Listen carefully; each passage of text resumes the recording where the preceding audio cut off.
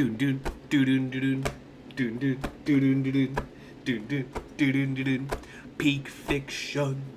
Boom boom boom boom boom boom boom boom boom boom boom boom. Let's go, ladies and gentlemen. Come on, boys. We are here today. We are here today. We, you and I, ladies and gentlemen, are here today to see the continuation of what was one of the best chapters of the year last year, man. I am unbelievably excited for what in the flying flatters we got in store this week, man. What do we got? Do we got Mr. Prince? Do we got Zorro? Do we got Monkey D? What do we got this week, man? Oh, I can't wait. On like Monday or Tuesday, one of the two, Big Bweezy reached out and was like, yo, it's a big one, man. And I was like, right on, brother. I was expecting it. Man. Where's the camera? Where is the camera? Here we are. Look at that. In 4K, hopefully. What, do I look a little browner than usual, ladies and gentlemen? You know, I'm a brown man as is. But I'm looking a little tan, you know what I'm saying? Hey, it's hot outside, man. It's hot. Your boy's looking a little crisp. Got a little nice tan going on right here. I don't know. Maybe it's just me. Maybe it's just me, man. Maybe it's just me. Either way, it is good to see y'all, man. It's been a crazy last week thinking about what could potentially happen in this chapter. You know, the way that we ended last chapter has my mind going in like 500 different directions. But I can almost guarantee that we're sticking on some sort of monster trio action. So, I need that, you need that, we all need that, right? So, it's just been an entire week of just like, man, what is going to happen? What is going to happen? What is going to happen? What is going to happen? But we're here. We are here. I've got the iPad ready to go. We got everything ready to go, man. I am sat and ready for some greatness. Ready for some greatness, man. It's going to be a good time. It is going to be a good time. Let me go ahead and pull out the supers here. Once again, love to everybody. Hey, can y'all hear me correctly? I'm going to assume audio's good. Potentially. Audio could be good. Either way. My boy Quispy. I'm looking a little crisp today, you know what I'm saying? A little brown. Natural glow. It's the hockey goalie, you know what I'm saying? It's the hockey. It's the hockey, man. Sometimes we've got a nice red glow, you know. You know how the anime is. The anime doesn't know what to do with hockey. Sometimes it's gold. Sometimes it's red. Sometimes it's black. Sometimes it's blue. Hockey is whatever color the animator wants. And apparently it's the same thing here. Just like my guy! The God Hand of Finance! Member of the Gorosei lands. That's how we know we are in to start the stream. It's Go FCU season. Shout out to my guy, who I know is happy. I know Ali G is happy because Spain caught a dub today. So shout out to Ali G for the 20 gifted memberships. And somehow, someway, Silvershot has also dodged this one. Silvershot, if I knew how to give a membership specifically to one person, I with all of the times that you have been dodged, I would send one your way. I really would. I really would, man. I really would. Silvershot has been dodged. It feels like years. It's been years of Silvershot just getting dodged. And I have no idea why it is that my dog always gets dodged, man. I feel for you, Silvershot. I really do. I really do. So, but all love to the Godhead of Finance, man, who always comes in with the the starfall, as we call it. I truly appreciate my guy, man. Truly appreciate it. Let me go ahead and see here. I gotta wait till it pops up. Okay, it popped up. So here we got. Starting off, we've got whoa, and now we got Big Mike, another member. I think technically the first member ever of the Gorosei. My goodness, the first member of the Gorosei, all the way back in like 2013. We've got Big Mike, Michael D. Mickles, comes in and drops 20 gifted memberships, man. Shout out to my guy. We've got several Gorosei members coming in. We love to see it, man. We love to see it. We love when Starfall action starts happening, and it's always good to see the good brother. Shout out to Michael Mickles, man. Yo, it's been a while, dude. Hope everything's been well. How are you and the family doing? And Michael even says it. Membership for... Bro, listen to this. Membership for 54 months. 4 years, ladies and gentlemen. 4 years and 6 months. My guy has been a membership. That is how long we've had memberships on the channel. Actually, that just goes to show. Because I think we unlocked memberships mid-roof piece. Yeah, I think it was mid-roof piece. Mid-second roof piece. The first roof piece, we weren't streaming it yet. We were still doing pre-recorded reactions. I think we unlocked memberships the week that, like, I think it was Big Mom versus Law and Kid. Was that membership week? Either way, Michael Mickles has been a member for that long. Holy flipping flagnards, man. Shout out to my guy. All love to you, brother. Seriously, thank you so much, man. Once again, the Gorosei coming in with the major gifted membership. All love to my guy. Now, starting us off at post Starfall, we have the Josh Pointer, all caps. So I know where for some peak. Comes with a 5 and says, "Thou who approacheth destined death, O death, become my blade once more." Somebody write that down, man. Yo, my write that down Gorosei member, Melody's Nuts. I need you to write that down for me. Thou who approacheth destined death, O death, become my blade once more. Gotta write that down, man. That's a bar. That is a bar. That's only something that would be stated on a House of Dragon. All love to you, Josh Pointer, man. Thank you so much. By the way, House of Dragon Peak Fiction, as always. Last episode was super goated. But thank you, Josh Pointer. As always, can't wait to see the context behind this. Then Goalie comes in with a Goalie 2000 comes with membership for 10 months, almost a year, and says all caps peak. That's how we know we're gonna put some gas today. And then Goalie follows that up with a $10 super chat and says, "Red Bakuman due to your recommendation." Yo, Red the Peak! Ladies and gentlemen, in every video, in every single video, y'all see this in the background. It's not just because we're creatives out here trying to make a name for ourselves, right?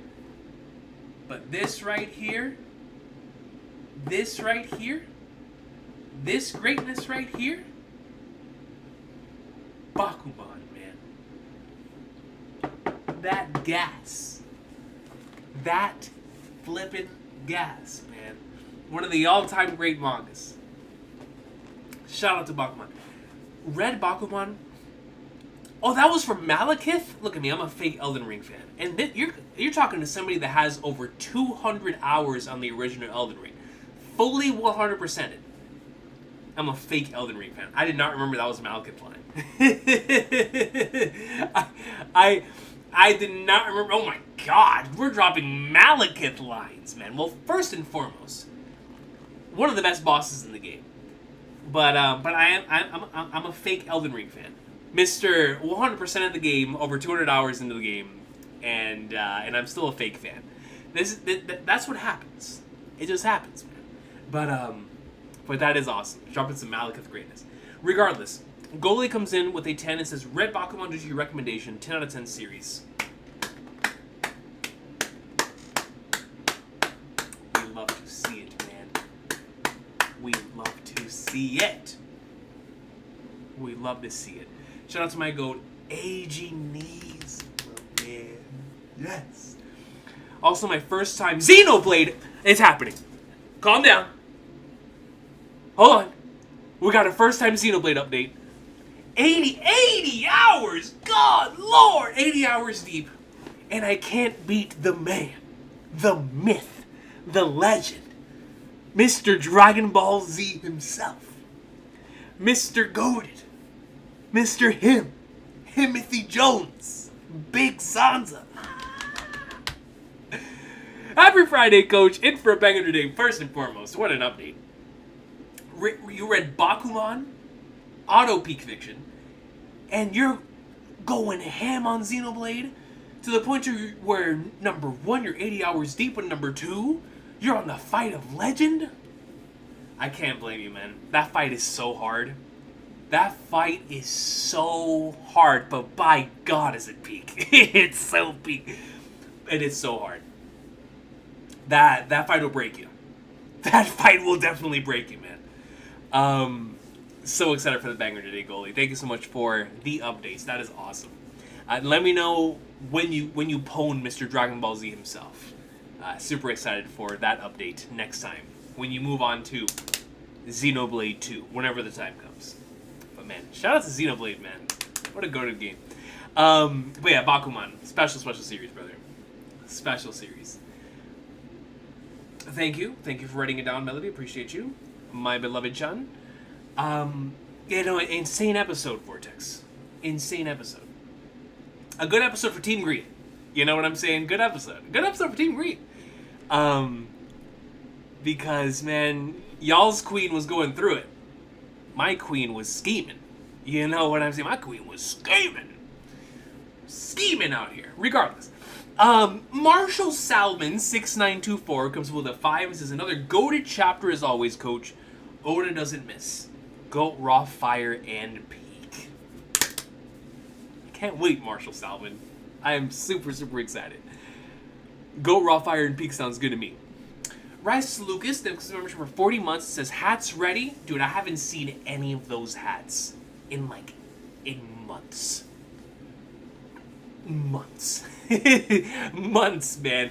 So we're gonna have the imaginary hats on, because I genuinely don't know where number 1 my red Jordan jersey is, and number 2 where in the Flying Flatliners the hats are today.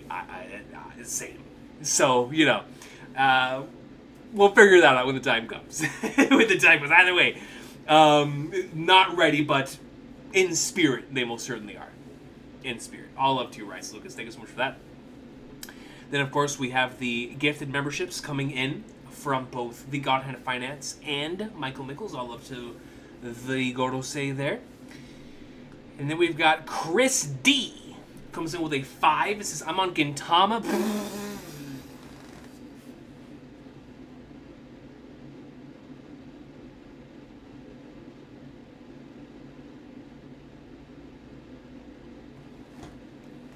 We got a Bakuman update, a Xenoblade update, and a Gintama update in this same video, in the same stream.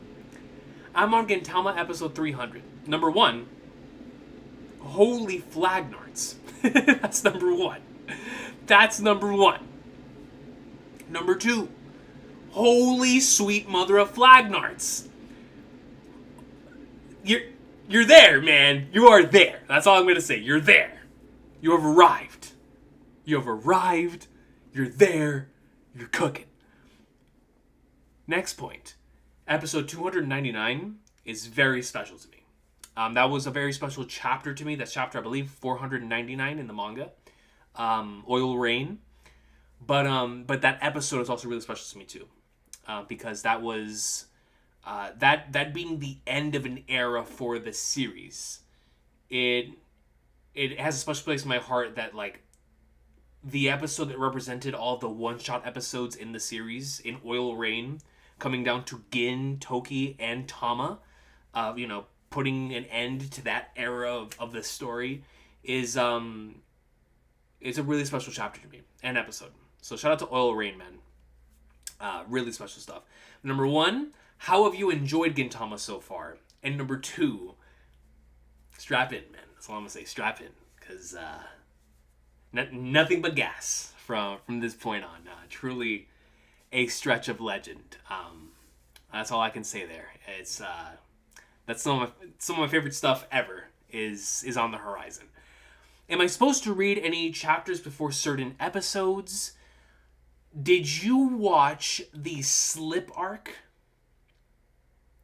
Because I would say now would be a good time to... Well, as a matter of fact, I think... If you're in the flow right now, keep going.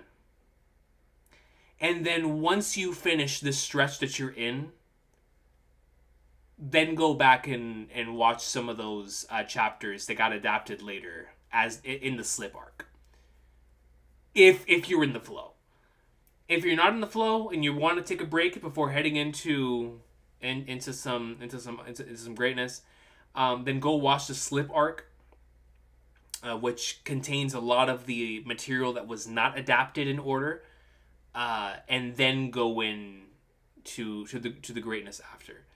But it's up to you. I would say just go with the flow and keep watching right now, because especially if you're locked in. Now, when it comes to your next question, also semi-final release before very final, yes. So definitely watch semi-final first, and then go into very final after. Very final is the end of the series. So semi-final first, then very final. So when you get to the end of the original anime, after that is semi-final. After semi-final is very final. So just make sure to do that.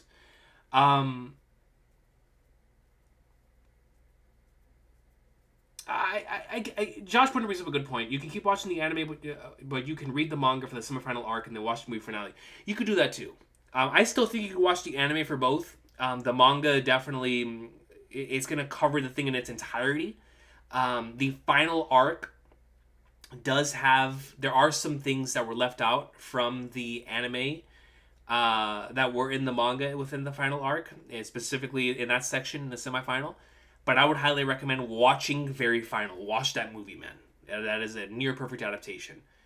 And then watch the rest of the anime going forward. For me, it's a little different because certain things you're about to see, I experienced first in manga form. So I remember I made like a comparison video a while back on what I prefer between manga and anime for certain things. And it's like right down the middle for me. Where there's certain things I really love from the manga in that section, certain things I really love from the anime in that section. So, you've already watched the anime for this long, keep it trucking in the anime. Because Sunrise/BNP did such a sensational job. And especially with the stuff you're about to experience, that keep it trucking, man. Keep it trucking. Sorry, forgot I am in the Slip arc now. Stopped right before 292 and skipped ahead. Gotcha. Okay, perfect.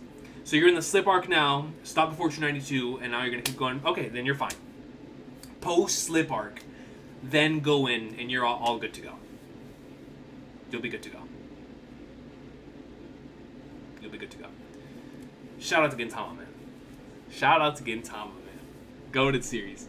Regardless, let's go ahead. That is it for the supers.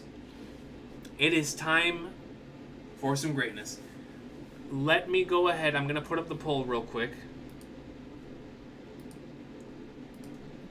Start the poll.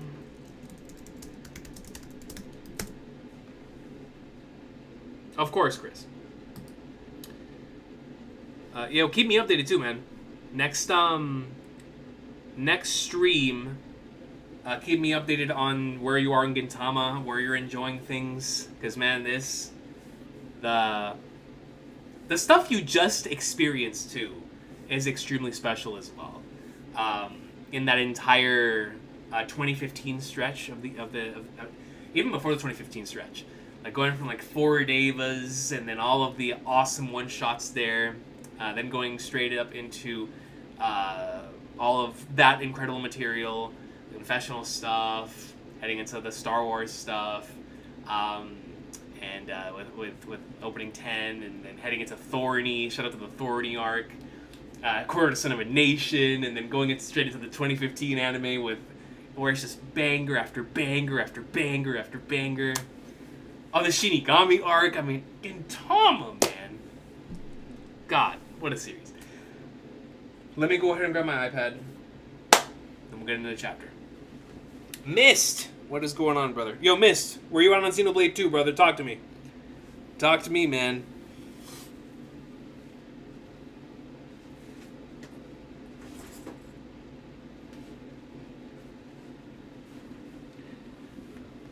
Oh, yes, me too does anime. Yo, the RPG arcs are super goated.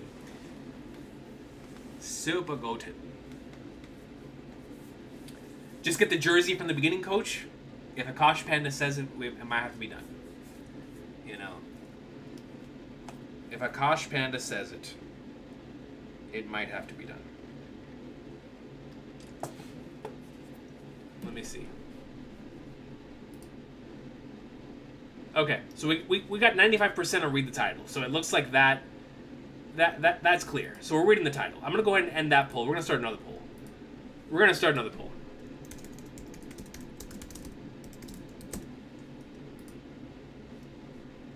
All right, other poll while I do my intro. Jersey off the bat. Are we putting the jersey on off the bat? I will look at the results for that because we're already reading the title. So, ladies and gentlemen, we are here today for coming off of last week's chapter and then leading us into the beginning of this week where I was told by Big Wheezy, yo, we're in for a big one. A big one. And I was like, oh God. Holy sweet mother of Flagnards, man. Because every time there is a big fish around the corner in this series, you never know what you're going to get. So, what's in store for us? Is it Sanji conquers Haki? Is it my guy who is about to go up in like swimwear in a battle to overcome himself? Is it going to be Zoro in a battle to control his conquerors? In a battle to go up in the like swimwear and become on the next step to become the world's strongest swordsman against that stupid Flagnard Summers? I don't know. Is it going to be the king going one-on-one with the Great One? And I'm not talking about The Rock, because the only thing I'm smelling here is the omens of Emu. And so today, on this edition of WWE Monday Night Raw, technically Friday Night SmackDown, that it's still going on, it's 8:30 p.m. on the East Coast, my Friday Night SmackDown is Ichiro Oda's the best-selling manga in history. And right now, as I'm sure some ridiculous shenanigans are happening on the Triple H dollar, on the King Recon dollar, on the Ichiro Oda dollar, on the Shueisha dollar, we are here today to read the best-selling comic of all time. And that's quite literal. Because a few weeks ago, when I watched the Netflix trailer and we reacted to it, they took all my money, man. They were like, yo, not only you're not going to monetize this, but and I was like, okay, Shueisha, I get it. I understand. Okay, man, my bad, brother. My bad. I just wanted to react to the One Piece Wit Piece trailer. That's all I wanted to do. You don't have to come in there and be like, ah, come in there, smack me with a paddle. I'm just a dude, man. I'm just a dude in front of a camera that likes to sit here and yell,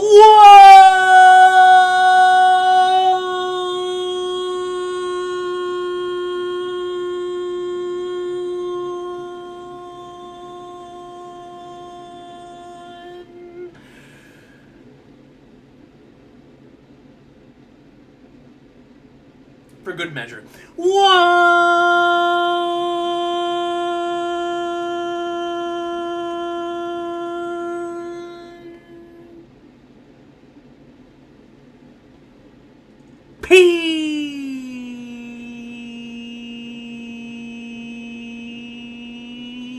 Peace, ladies and gentlemen. I'm just a dude. Just a dude, man. But we are here today. We are here today. I'm just a little guy, man. I'm just a little guy. Shueisha, I'm just a dude. I'm just a little guy, man. Stop giving me copyright strikes, alright? I get it. I get it, man. I get it. I'm just a dude. I'm just a dude.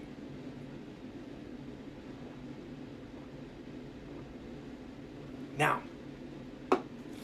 taking my time with it, but finished chapter 2. Another peak ending like chapter 1, loving the cast already. It's been non-stop peak. We love to see it, man. And we're going Jersey off the bat. Let's flipping go. Alright. Let's go do this.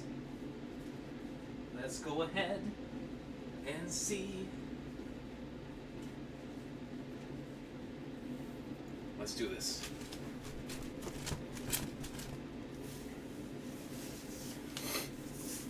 We're going big Jersey right off the bat. As you know, we are men of the people here. So let me go ahead, make sure we've got that. Now we're going Jersey off the bat. As we prepare ourselves for some absolute peak. Sweet Flagnards. You know what it is, lazy mofos, man. Alright. Let's go ahead and go and see.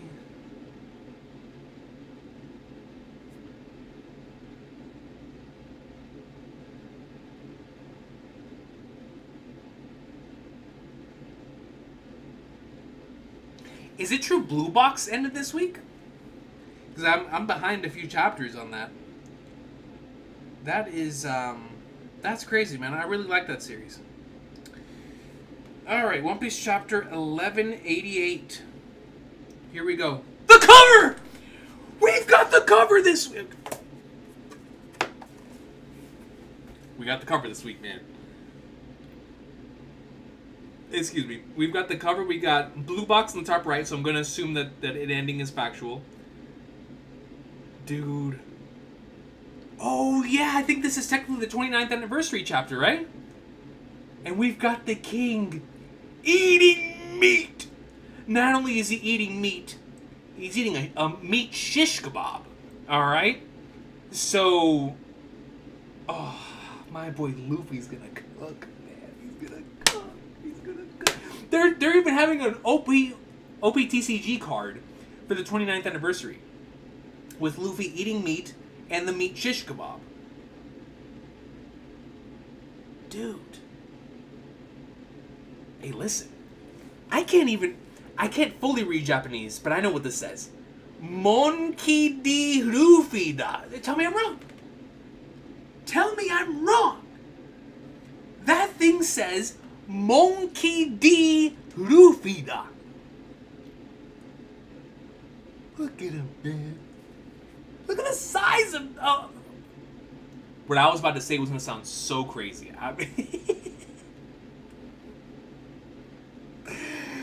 We're just going to not even mention what I was about to say. That would have to be the biggest pause moment in the history of this channel, man.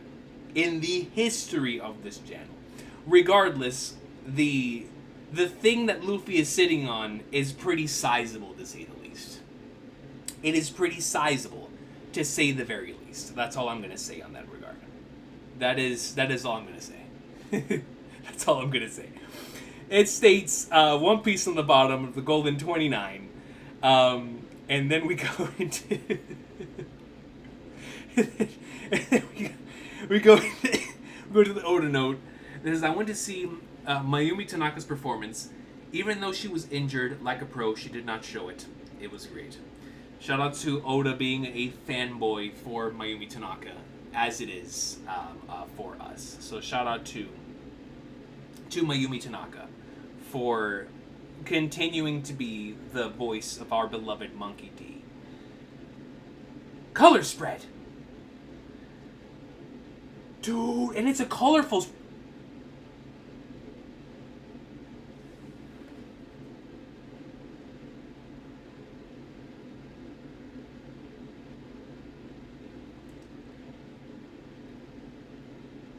This feels like a Fishman Island spread.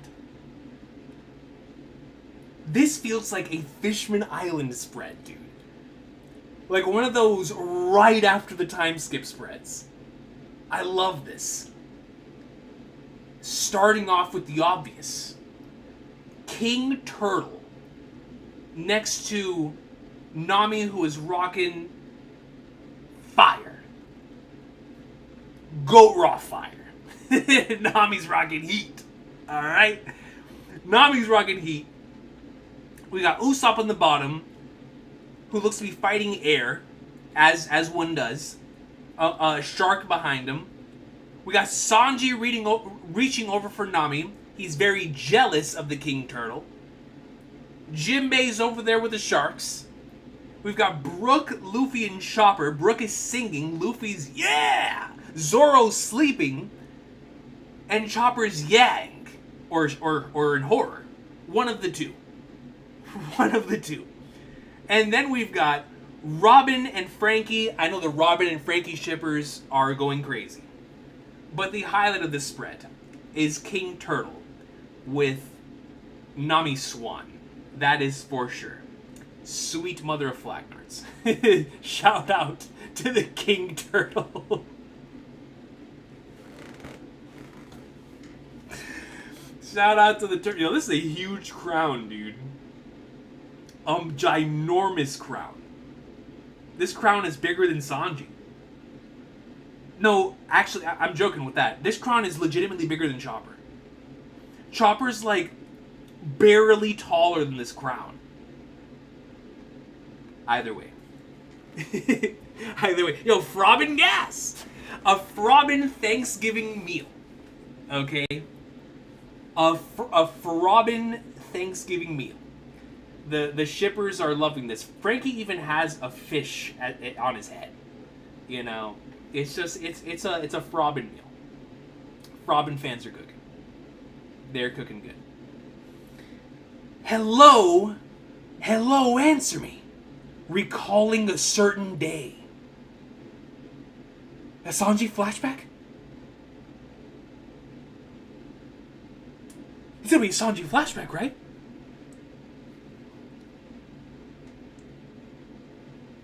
One second.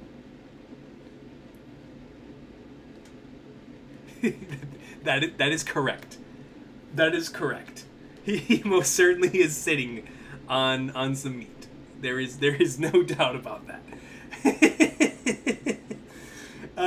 Either way, getting into the chapter. Hello, answer me. Recalling a certain day. Buzz. Hello? Huh? What the?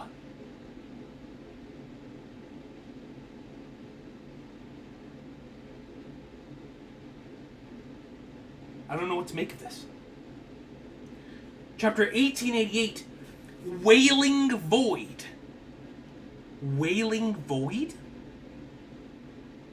Gilgax? Danny Phantom? Y'all remember evil Danny Phantom? With the ghostly whale? Hey man, that thing was deadly. The ghostly whale? It took over the world. It took over the world, that's all I know. Who are you? Buzz, this is Moo. This is Emu. This is Moo. Emu. Who is this? Oh, me? I'm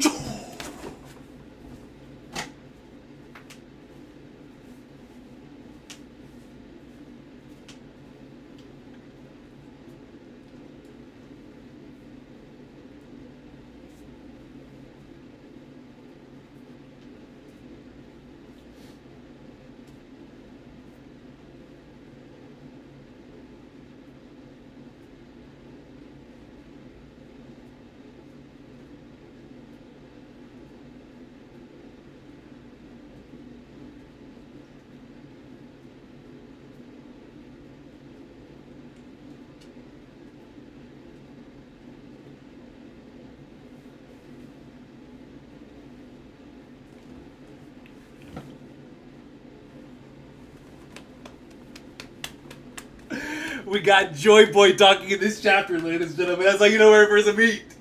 That is how you know we are in for some heat, man. Now, what I'm about to show y'all, you need to promise me that you're going to erase your memories of, okay? Everyone who is watching this video, who's watching this stream and or the after video, erase your memories of what you're about to see. I have been saving this for when Shanks met Luffy. But what we're going to do is we're only going to unravel a little bit. Just a wee bit. Because when we have Emu, a chapter starting off with Emu speaking to Joy Boy. Emu speaking to Joy Boy, we must untie a little bit. Okay? Now, I have had this hockey knot on an anchor, ready for the Shanks and Luffy reveal / the One Piece being found after the Emmett chapter. So what we're going to unravel the first knot in honor of that. Where does the knot start again? Down here.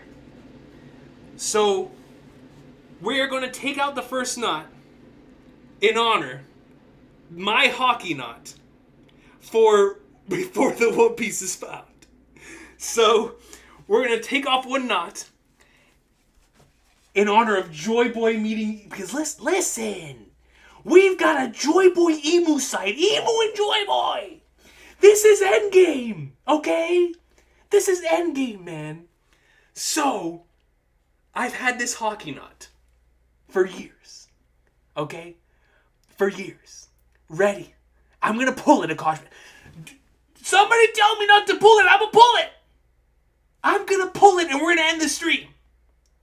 I'm going to destroy the planet, okay? I'm going to release it.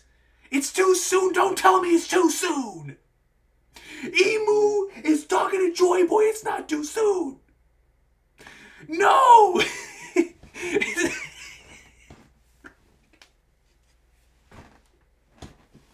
Stop it now, Goku! Okay. Alright, here we go. We're gonna pull it, man. Are you guys ready? Where's the thing? I'm gonna make sure. We're gonna pull it. We're gonna pull it. Here we go. Final Saga Recon. We're gonna pull it, man. Are you guys ready? Okay. Here we go. We're gonna pull it. 3. Are you guys ready for this? Here we go. I gotta do it, man. I'm gonna pull it.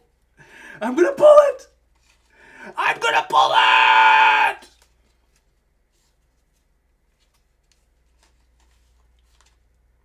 This thing is tight, dude. Holy Flagnars. We're gonna destroy the planet. Here we go. Mihawk, you had your chance. I'm gonna show you what a real hockey knot looks like, baby. Here we go. 3, 2, 1. I'm pulling it!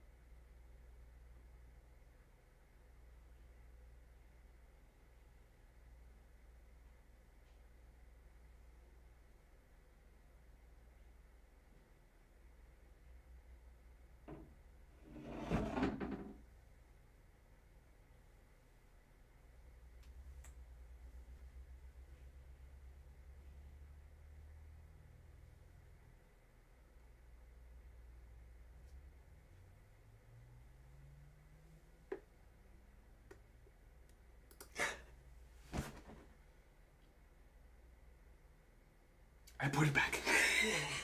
I put it back. It was too much. It was too much. It was too much. The planet almost died. The planet almost got one-shotted. The planet almost got one-shotted. I slowly took it out. I felt the heavens turn, and I put it back. I put it back. I had to put it back, man. I had to put it back. I had to put it back.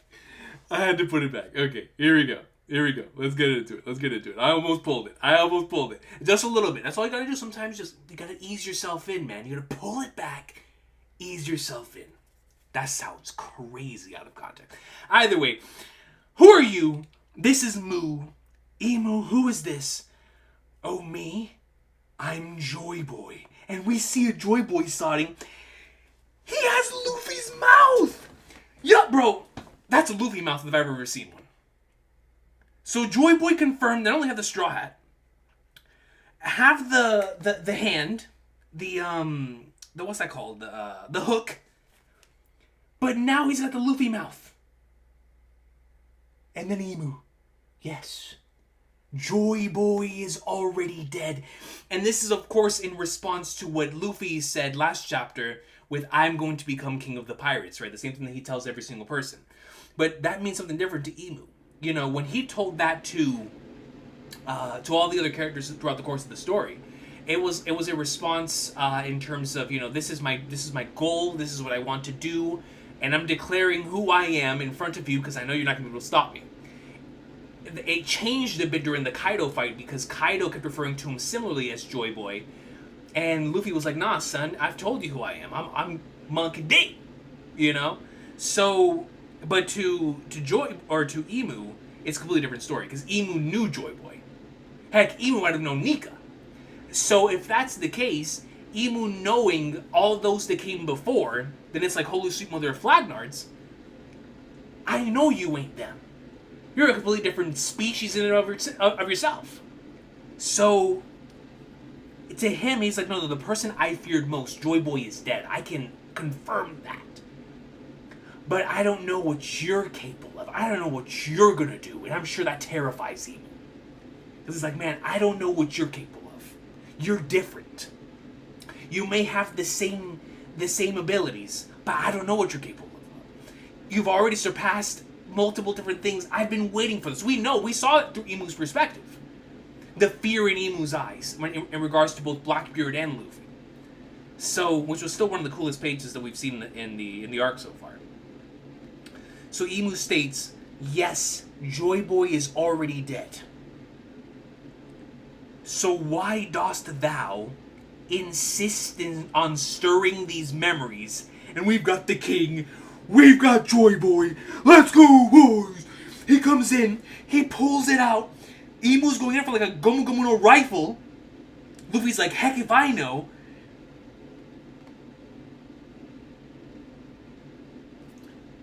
So Emu shoots forward with his fist, but Luffy goes down. With his entire head, he goes down. Hits us with a fwing.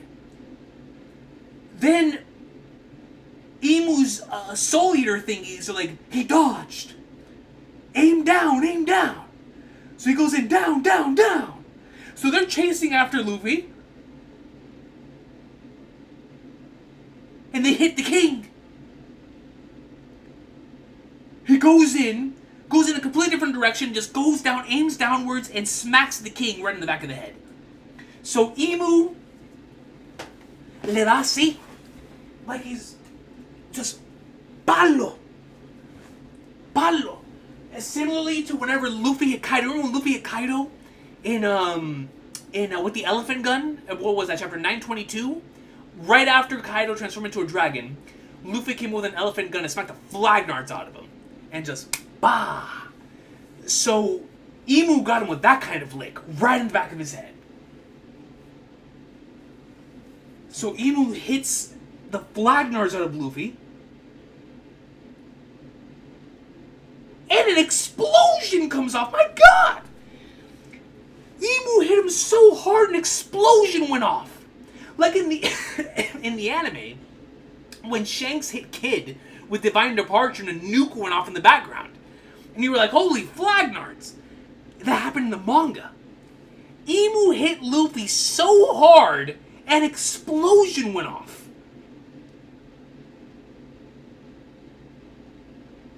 The smoke clears. We've got Luffy who's doing the Flintstones run. I'm gonna assume he gets back up, because my king gets up. Oh yeah, he's coming. That did a lot of damage though. That did a lot of damage. You see his face completely covered in the tar from the explosion. Imu comes in. Dude, this is crazy. How is this happening in 2026, man? This feels like it should have happened in 2050. Imu is fighting Luffy, dog. You know how many years we've been waiting for this? Luffy comes in, swings forward. Imu's nowhere to be found. Imu pops up behind him. Imu pops up behind him like Ulquiorra and Ichigo, bro. You remember when Ichigo and Ulquiorra just bam, bam, bam, bam, bam. And bro, full Vasto Lord was like, Nas, boom! Sonito'd right behind my guy. That's what Imu did to Luffy. Comes in, Sonito's behind him. Luffy's still punching forward. Imu's already behind him.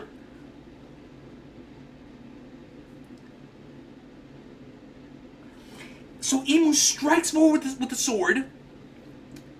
I don't know if he hits. There's just a massive whooshing that's there. I don't think he connected. I think Luffy dodged.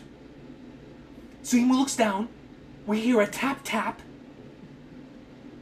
King comes in and falls right back.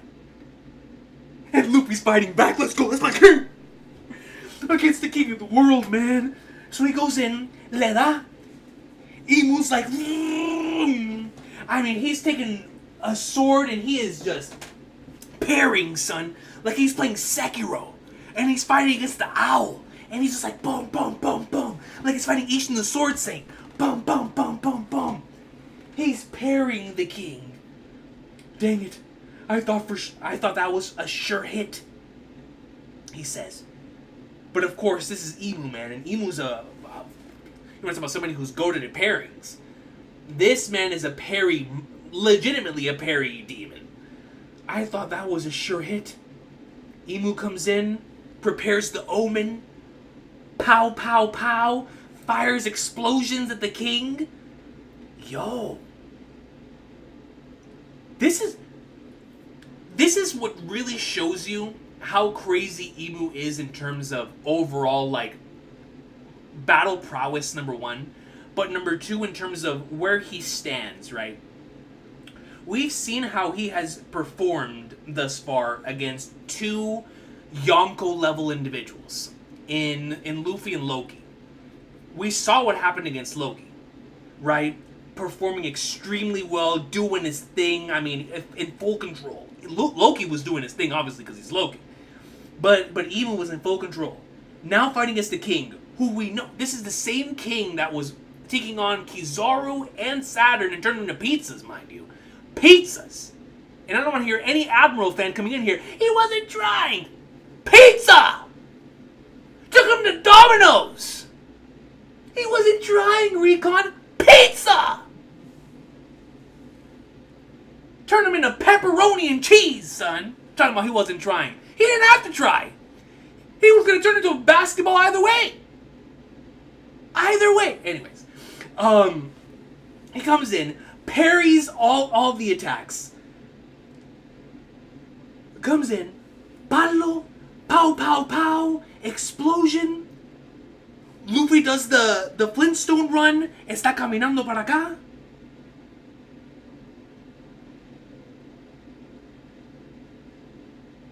Omen fires off two more of the Soul Eater thingies at the king.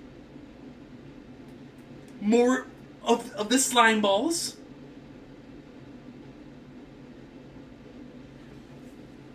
They're homing missiles, dude. So, homing missiles getting sent at the king. They're after me. They're bombs, right? So they're chasing after him. Oh, I love this panel, man. We see a Gomu Gomu no. Luffy turns around. Really like the detail. Gomu Gomu no. Jet Gatling. I think this is our first time seeing Jet Gatling in Gear 5. He fires Jet Gatling in Gear 5 and hits all of the different shadow beasts out of there. And they're all shocked as they get hit by this. So you're seeing like the anti-Gear 5 effects here. Because they look very Gear 5, just like the negative version and or the the antithesis, I guess you could say, of Gear 5. But also has the same type of nature to it, as we talked about last week. Jet Gatling, Gomu Gomu no, Imu is just watching. Imu's observing. Just seeing what's gonna happen here. Gomu Gomu no, Majin. What? Gomu Gomu no Majin? Yo, Vegeta, where are we at, son? Where's the Prince of Saiyans? Hold up! He turns Majin! Oh my god, we got Majin Luffy in One Piece! Are you kidding me? Gomu Gomu no Majin turns straight up into a genie, and on his head is a piece of meat! Oh, this is a cool design, you know. If Luffy was a genie, he would look raw as Flagnards. This is a cool design. He's got the earrings, he's got the full-blown el pelo, he's got the chin badger, not even a chin badger, he's got a full-blown beard. They turned my guy into a genie, dude. It's Robin Williams. Facts. They turned my boy Luffy Majin. Gomu Gomu no Majin. Ho ho ho ho. Don't think I missed what happened in your fight with Loki. This is so cool, dude. So Luffy he's like, you know what, man? If you're a godlike being, I guess I'll turn into one too. Turns into a genie. Can he grant some wishes? I'm not gonna let his death go to waste. His death? Luffy thinks that Loki died? I'm not gonna let his death go to waste. I'm still alive. Loki's like, don't kill me off, son! Don't kill me off! Don't kill me off, man. I'm still alive, you jackass! That's hilarious. That is crazy. Oh, you're still kicking, Loki? Who would have thought? My guy! My boy's still breathing, man. I appreciate you, brother. I'm still this. Yo, that's hilarious. That is absolutely hilarious. Imu comes in, fires off some more bombs. Loki's like, Flagnar's Ragnar is squeak squeak! Squeak squeak! All over the panel. Get out of the way, Ragnar! Jinbei! Arabesque tile punch! Comes in, Jinbei doing Jinbei things. Hits the Flagnards out of the little bombs that are coming in. Jinbei! Luffy, just say the word and I'll protect him for you. That's Big Jim. That's big money Jim. Jinbei, man. Thanks. He's my buddy. I'll leave him to you, Jinbei. Says Majin Luffy. I'm looking at this. Majin Luffy. Who are you calling buddy, friggin' runt? Hey, man. The king calls you your buddy. You're his buddy. Loki, I don't care who you are. I don't care. Luffy calls you his buddy. By the Flagnards, you're his buddy. You are his buddy, man. You're his pal. Alright, now that I can focus, I'll handle this guy. Luffy's fighting that guy from earlier. Is he gonna be okay? Who's he up against? He's clearly higher ranked than the Knights. But I thought only the 5 elders were above them. He could just be the head of the Gods Knights. That's gotta be. The world government is always shrouded in mystery, states Brook, and that has some weight to it coming off of his flashback. Hey, Brook, we've got to get back. Ah, Princess Shuri. What should we do? How do you deal with a frozen person? Well, there was that time Robin and Luffy were frozen. Shout out to Water 7. Wait, this happened to them too? Gunko, thou hast yet to break the ice. A man with an afro who refers to Gunko as Princess Shuri? It cannot be. Brook getting the hype from Emu?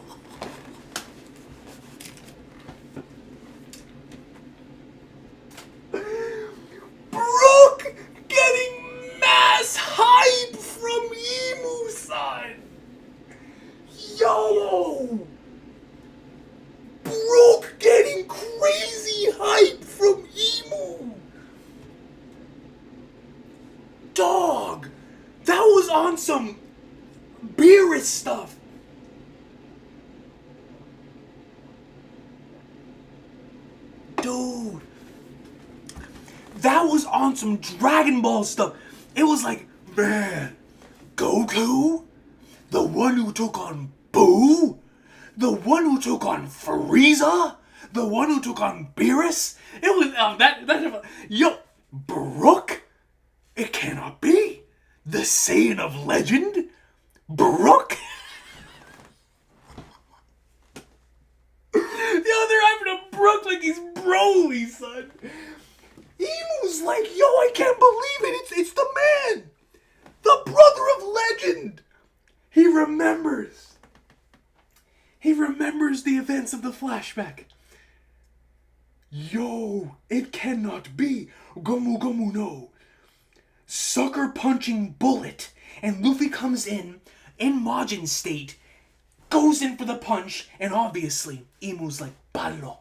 And he blocks it with his palm. So Luffy in Majin mode, he hits, Emu blocks. This has Conquerors behind it. Emu doesn't care. Didst thou not just boast about seeing? Ring, ring, ring. Ring, ring, ring. What's happening? Oh, the omens on his beard. What became of Loki and his gargantuan body? Stigma y le mete con un tubo. He hit him so hard. Emu brings out the sword torpedo, sends that tornado forward. Luffy gets out of the Jin form, or the Majin form, and starts flying out of it in Gear 5. Emu goes in, fires more of the Soul Eater bombs at the king. There's another whooshing. They're still chasing after Luffy. He's Flintstone running. Shh. He twirls. They come back. What in the world is that? Emu shushes? Emu shushes the Soul Eater bombs. Brings the bombs back. Brings it into his little thingy. Takes a sword out of said thingy. And then pulls out the sword. And it's in black flames. Like it's the Dragon of the Darkness flame. Sword of the Wailing... The title. Sword of the Wailing Void. Oh my god. And you see the trees. This tree went from being fully shrouded in leaves, and it withered. This thing is capable of death. This thing is... Bro, it took out a tree. The tree that was once full of life, now it doesn't have a single leaf to its name. Did it reverse it in age or push it forward? Who cares? The fact remains it's a shriveled up tree. This blade is capable of massive, massive, massive, massive damage. And it's got the Dragon of the Darkness flames. Oh, man. Emu. I thought I was familiar with Emu's game. Apparently not. Dude. Look at this blade. I mean, this blade looks sick. And the thing is that, yes, I get your message, Josh Pointer, 110%. 100%. But it's like, bro, mira esto. The way in which the tree goes from being full of life to immediately dead upon this thing being summoned is insane. Insane. Kanji reads, void emptiness. Furigana bofu is a homophone for howling windstorm. Ooh, that has aura. Sword of the Wailing Void. And Emu's just sitting here menacingly, like he's the hall monitor. And he's just sporting this blade filled with nothing but endless, just evil hockey, man. I mean, goodness gracious. A double spread. And we've got Emu on this ginormous tree that's withered away. It's covered in flames. Luffy's running. The whole forest is wilting. The whole forest is wilting, man. Green Bull would be on his knees. knees. I mean, technically he would have to be just because it's Emu. But Green Bull would be on his knees. The moment this sword comes out, Green Bull's one-shotted. That's his ability. He's a walking forest. And Emu pulls out this ability and puts those things to flames.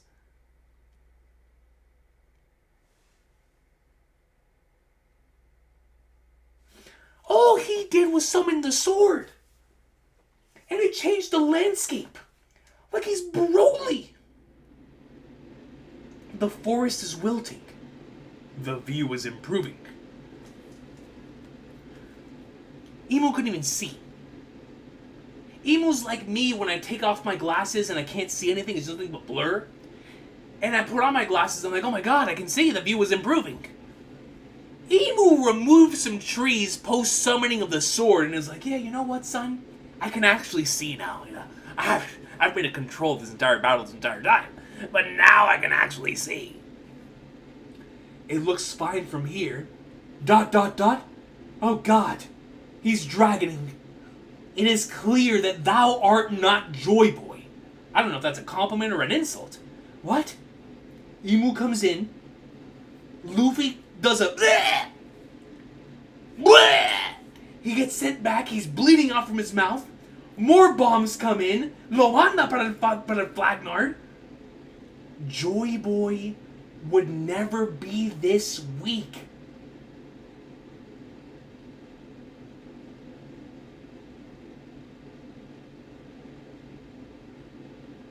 He crocodiled him!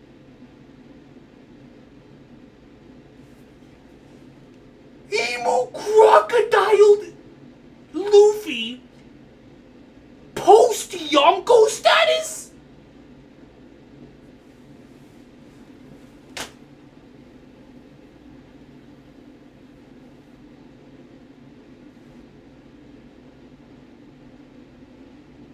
Post Yonko status?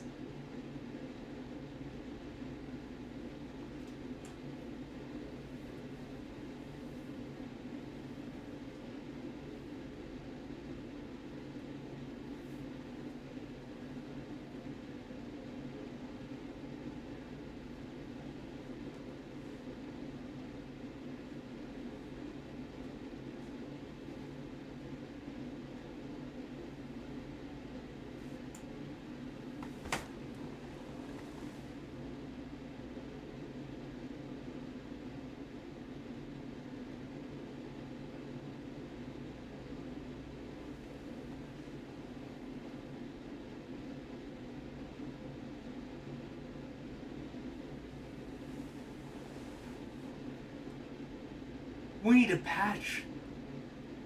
He's too strong. We gotta nerf Emu, man. We need a patch updated quick, son. We gotta nerf him. We gotta nerf this man, dude.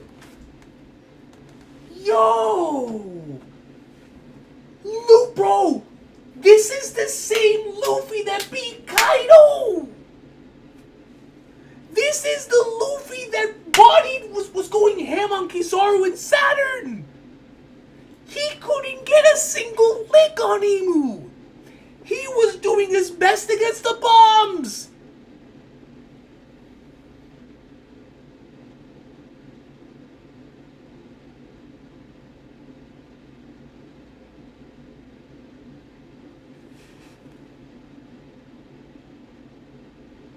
Emu pulled out the sword. That's all he did. He pulled out the sword and obliterated the king.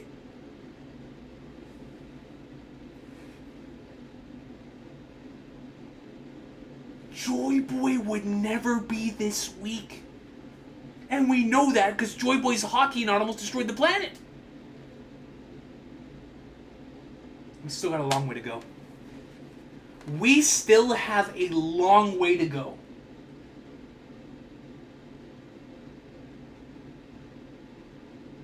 Bro, I was, especially with the way that Loki was doing against Emu, I was like, man, Luffy's gonna hold his own, he's gonna be boxing him, he might almost defeat him.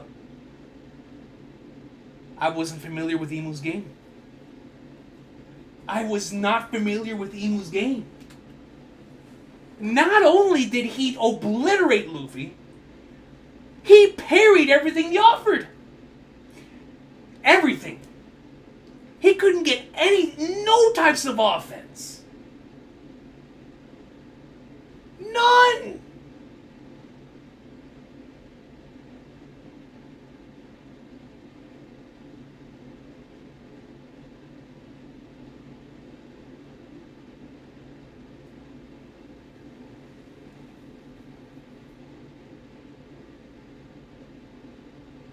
This is like chapter 923.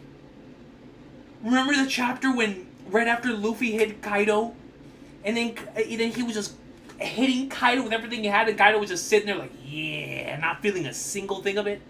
Thunder Bagua Palo. He did that!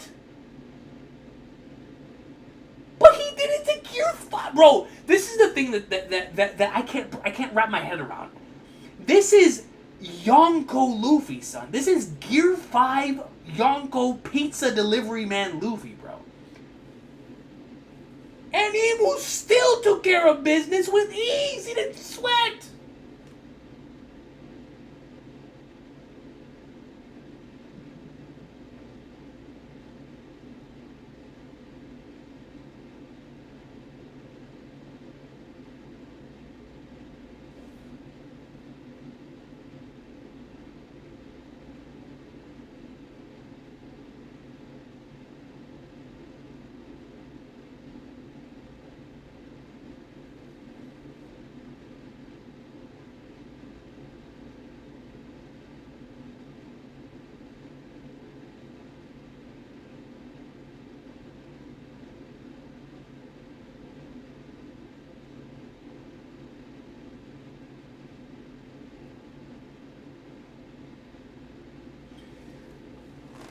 This just changed my entire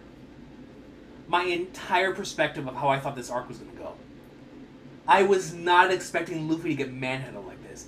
What does this mean for Sanji and Zoro versus Summers and Jude killing him? What does this mean? They have to win those fights. It is perfectly set up for this to be their last major obstacle before leveling up. So how did Luffy lose before both of them got a chance to box? I know this happened with Kaido, but the only difference is I could see Luffy beating Kaido, especially post-Roof Beast with the Conqueror's coating. I can't see Luffy beating Imu right now. I just don't. I know rubber always bounces back, but on the other, this was like Big Brother playing Smash Bros with Little Brother, and he's letting him get licks in so he doesn't feel bad, and then when he comes in, Big Bro picks up the controller and pawns him. He manhandled the king.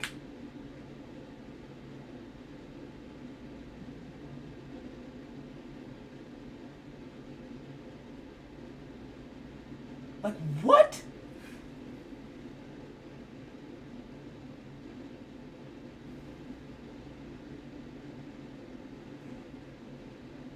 So now I have to question.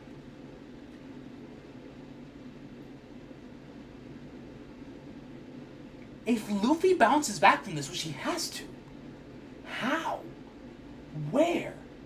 What does he learn that allows him to deliver attacks to Imu? He's got to learn something crazy. He's got to get so into the mastery of Gear 5 and Conquerors has to be a maximum. Luffy coming out of this fight is going to be able to box anyone. Anyone. And maybe that's why he needs to lose this. Because coming after this loss, Monster Trio are Sanji post Jude killing him, Zoro post Summers, and Luffy post bouncing back from this. They would box anyone. But how does that happen? I don't know. I don't have the answer to that.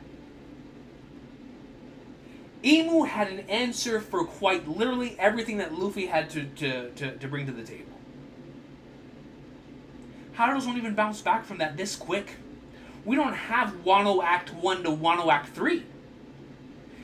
Is there no Act 3? Is there? Luffy just gets bodied? And we barely escape out of this as is?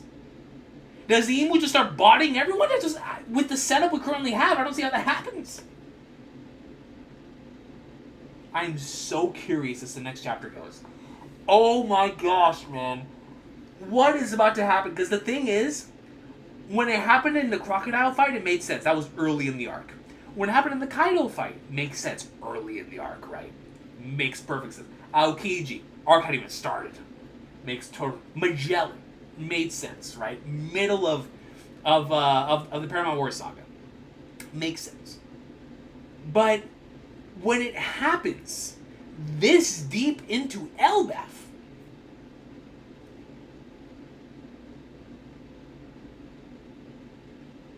because the thing is, when special guest referee Scarfino came in and Kaido destroyed Luffy the second time. Well, technically the third time. Yeah, the third time. He came back, but obviously it was G5. We're at peak. What do we learn? Where do we take this?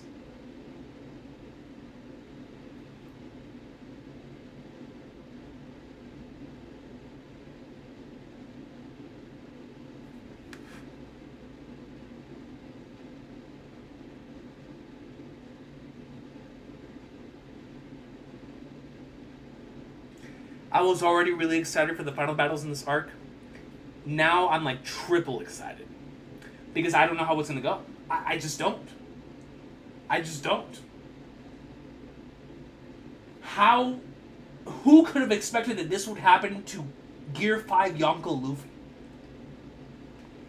Even I, at my highest peak of Emu being Emu, especially after the God Valley flashback, I was like, no, we'll stand a chance. When Emu started boxing Loki, I was like, no, Luffy can stand a chance. Luffy's gonna go in. No!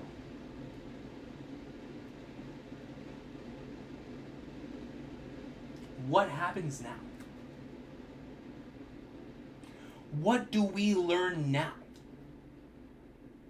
How do we evolve to the point where we can bounce back against somebody of Emu's caliber?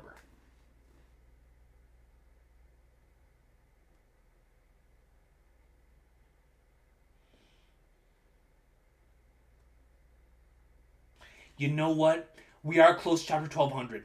My prediction is we cut away from Luffy for the next 11 chapters. The next 11 chapters are going to be based around the Emu stuff, around Loki's recovery, around Sanji versus Jude Killingham, Zoro taking on Summers, the Gunko stuff with Brook and Nami and Jinbei in them. And I think on chapter 1200, Luffy will either make his return or somebody's going to have to come in and box Emu on Luffy's behalf because ain't nobody else doing it. That was our best shot. So the scenario at hand here is we either buy enough time for Luffy to be able to bounce back, or because the thing is, Emu has Shamrock in the back pocket who's fresh. Shamrock could come in at any moment. Any moment. We already have our hands full as is.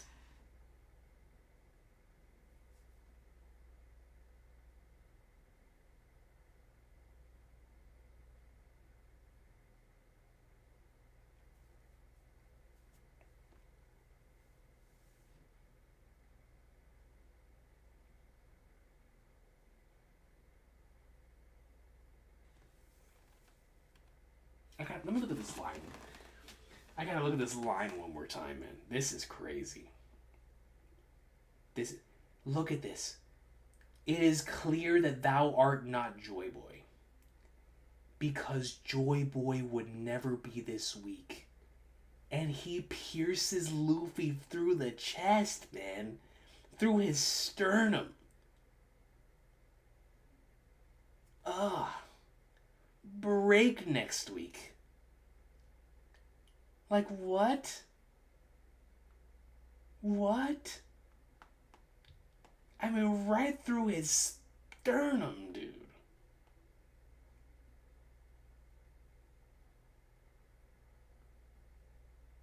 Oh my gosh. Yo, Elbaf just completely changed. It completely changed.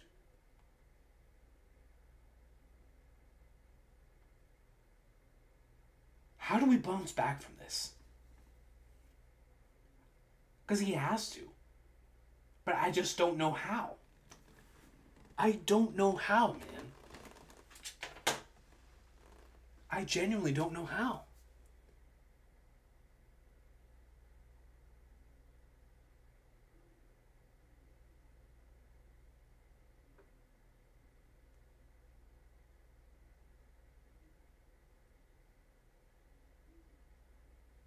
And that's the thing. Because, and I'll get to the supers in a second. But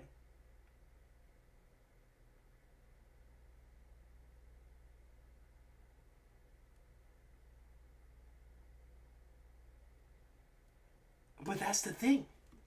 Exactly what Zonerate's saying. This is Emu here, right? Shamrock could show up at any moment. The Gorosei could show up at any moment.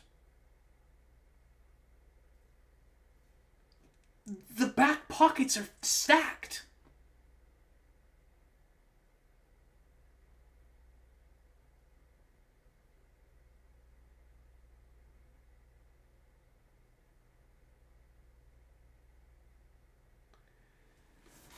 Let's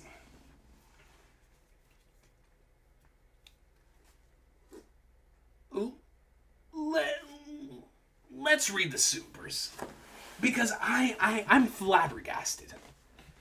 I'm actually flabbergasted. I don't know. I don't know what we do. I don't know where this lead towards.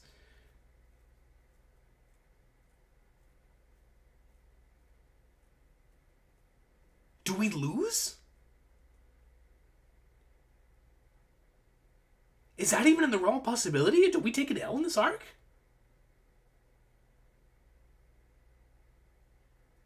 Do we go straight from Elbaf to, like, the Mari Joa?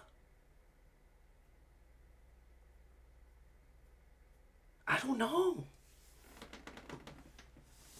I don't know, man. Okay.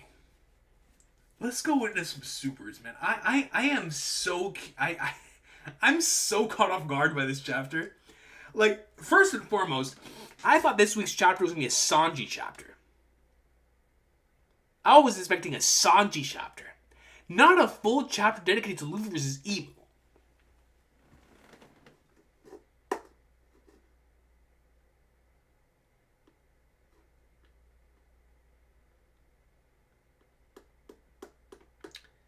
Give me a sec.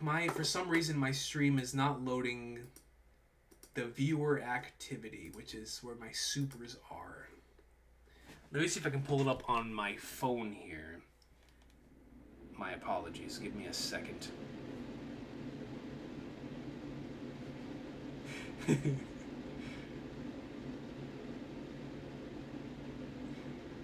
Squeeze, squeeze.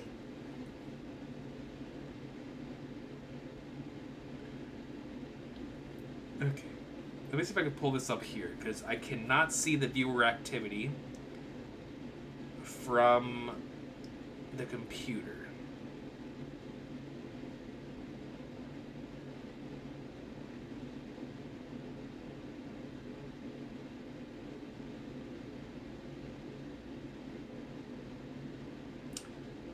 Supers. Nope, not here. Let me... You're right. You're right, Akash Panda. It was my fault for even attempting to take out the hockey knot. Alright, I just refreshed it. I hope that doesn't end the stream. I don't think it will. Alright, we're still live. But let me see if it actually loads the supers. Okay, it loaded the supers. Perfect. Alright. Let's see. So Akash Panda comes in and says, in Japanese, Emu and Joy Boy seem to be kids during their convo. Ooh. So they're speaking like in a Japanese type of, or I'm sorry, a childlike type of way. That actually adds weight to the kid's dream angle, Akash Panda for the mural. That actually adds a lot of weight. That could mean that Elbaf really was where Joy Boy came from.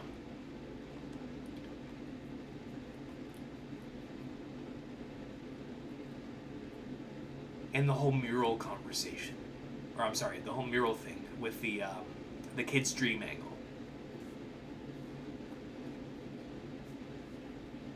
Or Emu.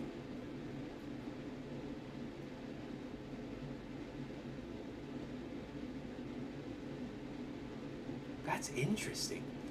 In Japanese, Emu and Joy Boy seem to be kids during their convo. Oh, man. So they've known each other since they were kids. So we're gonna have a very Naruto and Sasuke type of thing.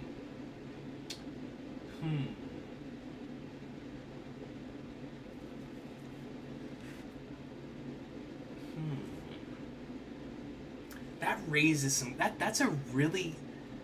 I did not think that they would be children here. That's That adds an entirely different kind of weight to what I was expecting between Emu and Joy Boy. Now, a lifetime of these two individuals knowing each other adds actually a lot of weight to what we were already anticipating. I like that. That is a welcome change, or not change, but a welcome reveal. Thank you for providing that, Kosh Panda. That's actually genius. Brilliant. Oh man. Muddy went ham. Alright, Muddy, I got you after the One Piece conversation. I'll read these. And then we've got a Kosh Panda comes in with a membership for 18 months. It says, 2 corrections TCB. Jinbei tells Luffy, I've got this, focus on him. At the end of their combo, Frankie tells Brook, we can pull her Shuri out. So these are the 2 corrections. Jinbei tells Luffy, I've got this, focus on him, for Jinbei to Luffy, and then Frankie tells Brook, we can pull Shuri out. So that is the game plan, is to get Shuri out of the icebox, which we know. Then Akash Panda comes in with a 2 and says, Void uses the same word as from the Second World Harley, the Harley texts.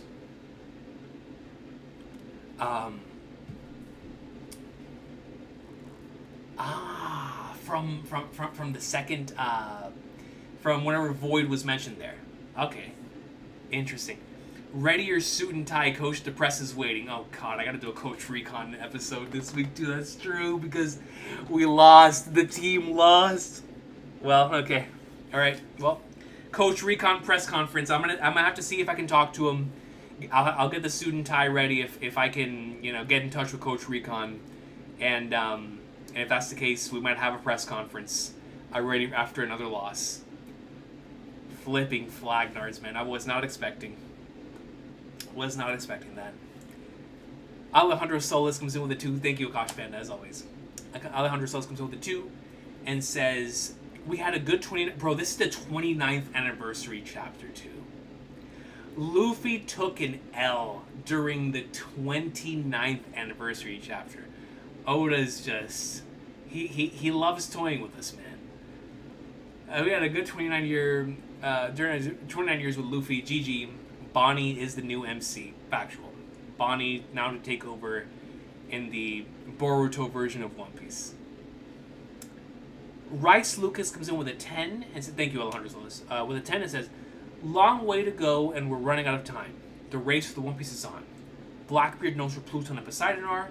The Revs are besieging Marijoa, and the world is sinking. And we still have a long way to go, man.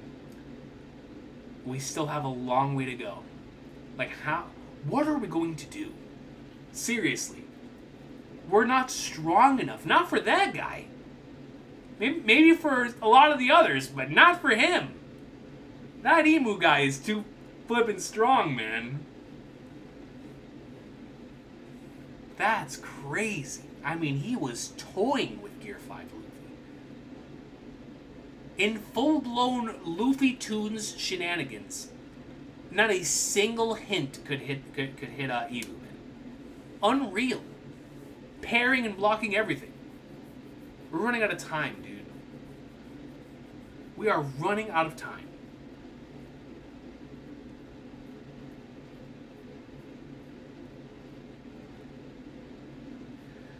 Akash Panda then comes in with a 2. Thank you, Rice Lucas. You're absolutely correct.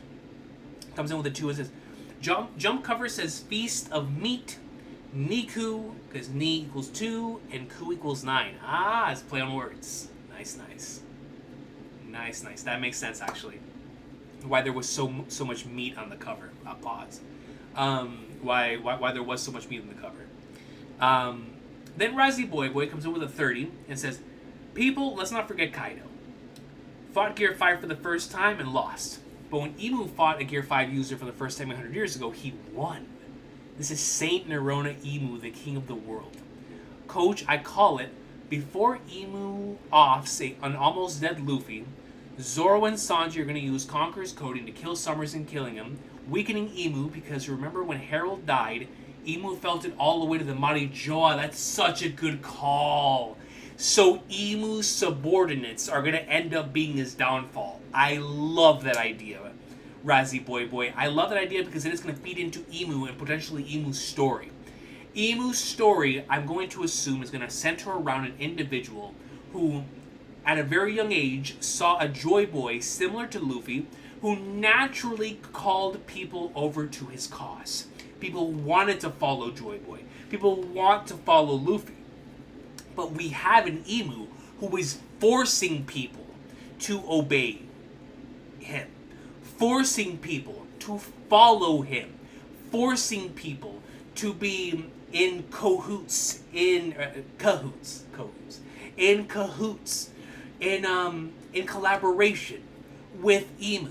Right? So this is somebody who demands obedience. And so now what we're going to see is how when somebody like Luffy, who gets defeated, yet his wings still carry on, and they defeat the individuals under Emu, we see already the discrepancy between Luffy and Emu. Whereas Luffy's wings are what are going to allow him to soar later on in the story. Right now, the individuals under Emu are going to lead to his downfall, because he forced them under him, under contract. I like that idea a lot. Man. Emu's allies, because of the forced contract being the direct weakness, is genius. I like that so much. That's a fantastic comment, Razzie Boy. Part 2, instated contracts hurt him. Emu gets teleported back to the Marijoa, saving Luffy's life. Quote unquote, saving Luffy's life. Then Gabon will tell Luffy he is Nika, because remember he told Luffy, come meet me before you leave Elbaf. And he most certainly probably will divulge some sort of lore information there to him, right? Whether it is about the Poneglyph, or about this, like you're saying, with the whole Joy Boy Nika thing. Very well could be the case. But I like that. And that is how we end Elbaf, taking us into the next part of the final saga. Yo, that's a great theory, Razzie Boy. Great theory.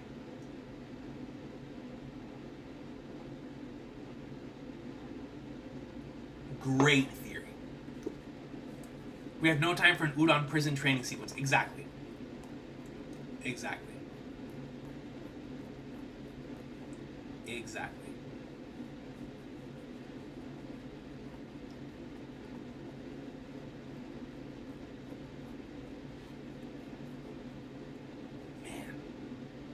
It's a great comment, Razzie Boy. It seriously is. Wow. It's a good call. I love that. Thematically, that is so beautiful to me. Oh man, that is so cool. That is so cool. Super Scorpio comes in with a 2 and says Eternal Flame. The sun stolen Luffy's final upgrade. Oh, so the Eternal Flame being connected to Luffy's final upgrade. I can see that, considering the whole the Eternal Flame concept being so important back in during Egghead. Apparently during the mural as well, or on the mural, particularly on the right side of the mural. I could see it once again coming into play, especially in regards to Luffy's abilities. I mean, at some point when he bounces back, he's got to have sword and shield in hand. He has to. It's Elbaf. He's got to come back against Emu, sword and shield in hand. That shield is blocking the sword this time. Or it's going to be Luffy, Zoro, and Sanji. And his sword and shield are his friends.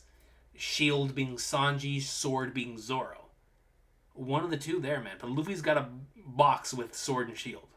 No question. Vortex membership for 21 months. Thank you, Super Scorpio. And says, the blade when it pierced Luffy and met Luffy's organs, he Sashiburi Dana Mugiwara. Ooh, yes, the crocodile line. Emu top 1 back on track, packing up generations of Joy Boys. Emu's track record is insane. It really is. Emu defeated the individual whom we know as potentially the strongest in the history of the verse. Because the craziest feat that we have seen in One Piece was that Joy Boy Hockey chapter. I mean, that thing... Bro, it sent all 5 Gorosei members back to the Holy Land and brought the same Emu we see in this chapter to his knees, sweating. And knocked out everyone in the vicinity with Conqueror's Hockey. That hockey knot from Joy Boys was insane. And the fact that Emu, in whatever capacity, defeated Joy Boy back in the day, and now has defeated the current Joy Boy, Emu's still filthy. Emu's still too filthy, man. Too filthy. Thank you, Vortex. Then Cerberus 3764 comes in with a 10 and says, Sup, Coach? You think there's a parallel between Luffy and Kobe and Joy Boy and Emu in terms of their friendship? Oh, that's interesting. I have yet to hear something like this.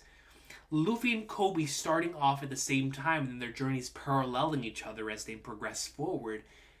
Joy Boy and Emu in terms of their friendship, starting off early in the journey, maybe when nobody believed in Joy Boy, nobody believed in Emu, they believed in each other and they progressed forward, but obviously that led towards them eventually Joy Boy's downfall. But like you said, Emu and Joy Boy ended on bad terms though. That's interesting. I like this idea because we don't know where Oda's going to take Luffy and Kobe end of series. Kobe still could be Luffy's final opponent. Just in regards to, if we have an epilogue and we have Fleet Admiral Kobe with post-Pirate King Luffy, we don't know where the series can go, right? And that very well could be the final quote-unquote obstacle that is in place. Now, I'm not saying, I still think Luffy will be stronger than Kobe, but just in regards to their friendship and that final thing with each other, I could most certainly see that going in parallel with Joy Boy and Emu. I think that's a really good call. I like that a lot.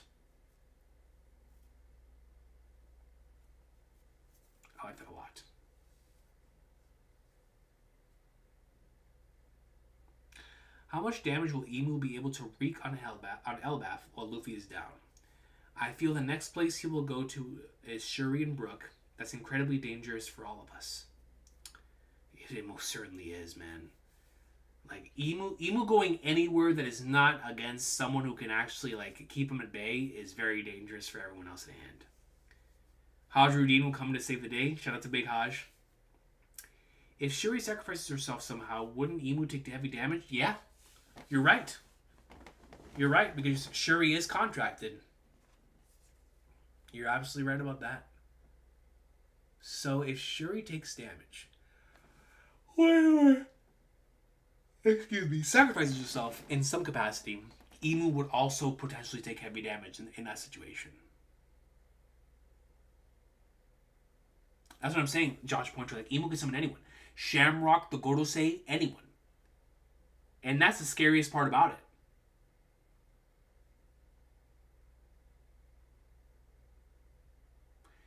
Yogi Toki is a hard facts, man. Luffy said this was his new peak when he got Gear 5. We better find a new peak or they're cooked. 100%. 100%, man. It might be time for Gear 6. Hit the gym, Luffy. That is what Emu said. Luffy needs to learn his fruit ain't no gum gum. Yeah, we're going straight up 4-Kid style. Usopp will pull out a W against Emu. I forgot about Usopp. You're right. Usopp still needs his major moment. And he already had a big moment against Emu when Emu was still in Gunko state. So yeah. Is this Usopp moment time?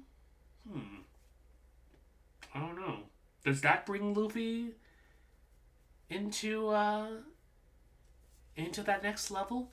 Razzie Boy Boy comes on the 30 and says, Coach, don't forget when Luffy understands what his fruit actually is, which is a Zoan. Luffy would be able to use Gear 6, which is a full Zoan form. Nika himself form Gear 5 is only a hybrid form. Ah, that's interesting. That's actually a great call because it technically very much so. Yeah, you're right. You're absolutely right. That's a great call. Great call, Razzie Boy Boy. Fantastic call.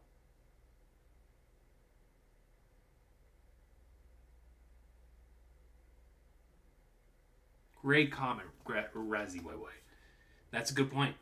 We still have yet to see the full Zoan form. And that might be where the Gabon advice could come into play.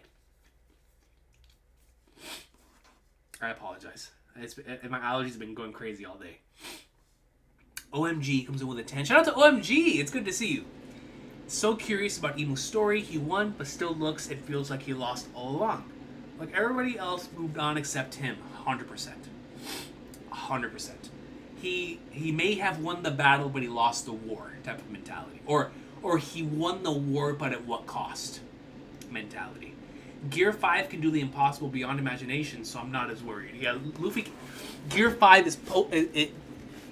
Luffy can do anything in Gear 5.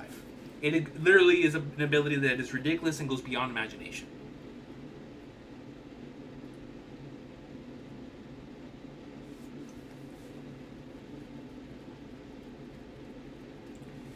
Bro, Adrian, that's what I'm saying, dude. 88th minute in the game. And Luffy, our main player, our Messi, is injured.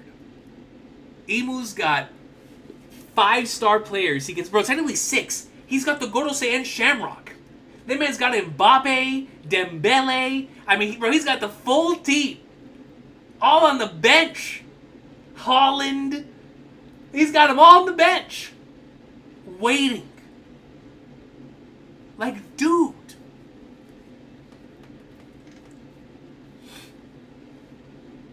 Unreal, man. On the flipping bench. Crazy chapter, Lord Hyperion.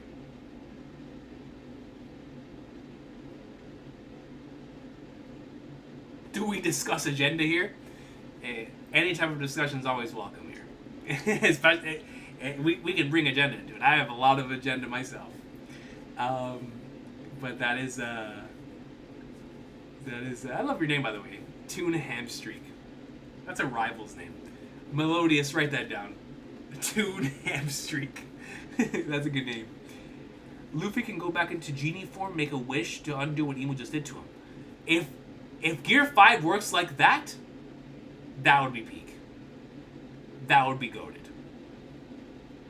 That last panel straight out of Advent Children, Quag 2, that might be one of my favorite references that has ever been brought out of a One Piece chapter stream.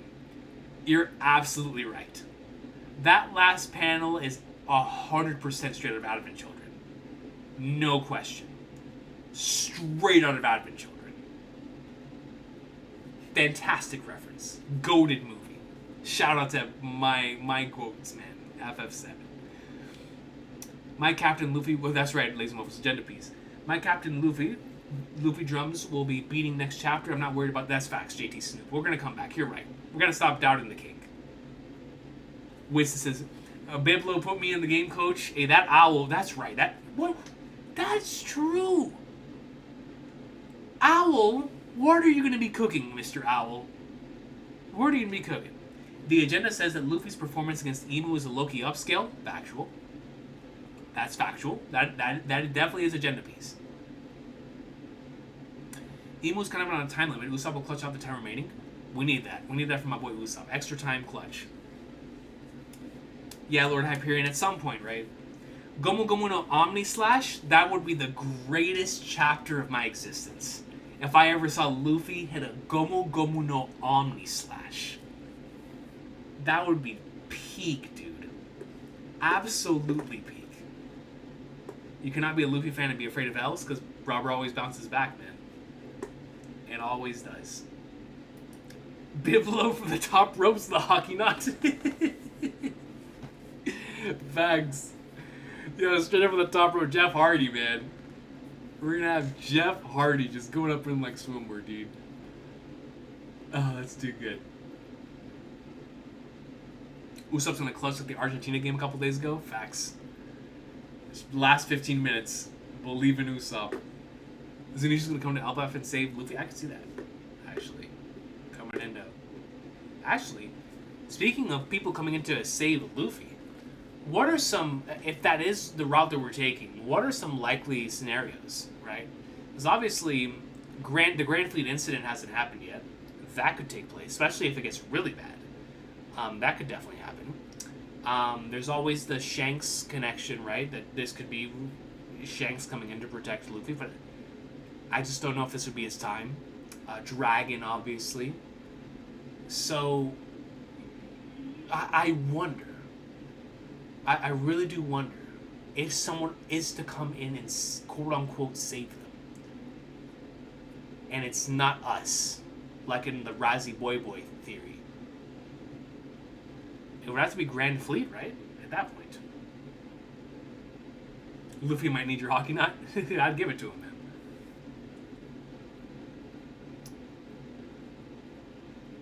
I'm feeling this moment, NL and a Rouge sent from the sky. Ooh. I'd take some NL greatness right now.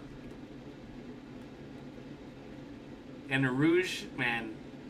I wonder if Oda forgot who a Rouge even is. We haven't seen a Rouge in so long. Coach, you're reading Kagurabachi. I'm behind a few chapters. I don't think Shanks would show up, even if you knock out Luffy to stop their meeting. Shanks will still meet after with the other Straw Hats. Yeah, that's a good point. Either Dragon or Shanks coming. The Astral Realm has yet to come into play. Yeah, good point, Quack 2. Yeah, the Astral Realm still has not come into play, and that has to come into play at some point. Lost Submarine is gone, so I don't know. Marco coming back into play?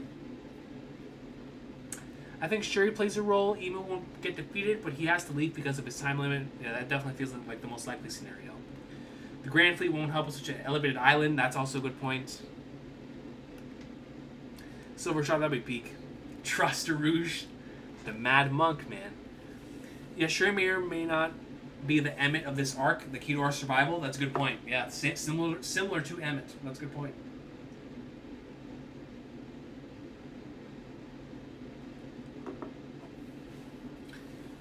Alright, y'all. As we wrap things up here, number one, I want to thank all of y'all so much for stopping by as per usual. This chapter, we talked about last week's chapter being one of the best chapters of the year. This was 100% one of the best chapters of the year. This was insane. Who would have thought this would have happened, man? Now I'm so... when we come back from this break the week after next week, I really need to see what's about to go down. Like, really, really need to see it. That is insane. But let me go ahead and pull up here the supers from Muddy. Now, Muddy, I just want to reiterate, my friend, if this is something that is detrimental to you and or affecting you, please do not super. This is, as I always say, you don't ever have to super, and this goes to anybody. You don't ever have to super. You don't ever have to drop any memberships. anything that would prove detrimental to you in any capacity. So I have to 100% just put that disclaimer out there, Muddy, because I really don't want this to be detrimental to you, okay? So, I'm going to read the supers, but please just don't let it be something that ends up being detrimental to you in the future from a financial standpoint. Never want that to be the case for anyone. Back in year 2023, before Rick died, I lived in Georgia, so I found out about the pantheism, determinism, and more. I spoke to Rashad, my brother's religious rant, his beliefs over the phone. Next one. That's when I found my universe, God-given destiny of my Christian sister. I wasn't calling myself Joseph Reincarnated until late 2024 when I was homeless. The universe put me on the discover journey. Our destiny is connected. Universe chose. So this is the next one. Chosen us, our fam, friends to remove evil and save world like Dak SH Chosen Ones bid. Daksake. My guy. Read your letter. If in 2027 you say yes, you get 2027 letters sent to toxic family friends. Then the following ones send you letters and supers is fate with theological determinism, a universe.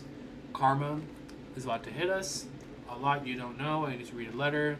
Give me answer. I told my mom I sent these. And the following one, God equals universe. All people and everything connected. When you read your letter, you find out a lot of things, even much of our lives. Lies, hurt, I don't believe in you. Recon, believe in yourself. See you in 2027. I believe I chose right. Destiny, join us, Recon. Christian pantheism. Read your letter. Fully join. Think in your room. Each read. You make the right choice when you message me. RGT85 put out a video. Might be screwed in the games industry. We try to teach you and family is we screwed if we give up on social issues out here. But if in 2027 come together and save the world. Then the following one is equals Shane/Muddy. The story of how we use power, family, and friendship to save America and the world. Me speak in future about us when we save the world. Glad people call him Goat now. This is the following one, Izuku and Luffy, Goats, and Goku. Well, as per usual, Muddy, like I always say, thank you so much for taking the time to send these. I'll most certainly have to look into that letter.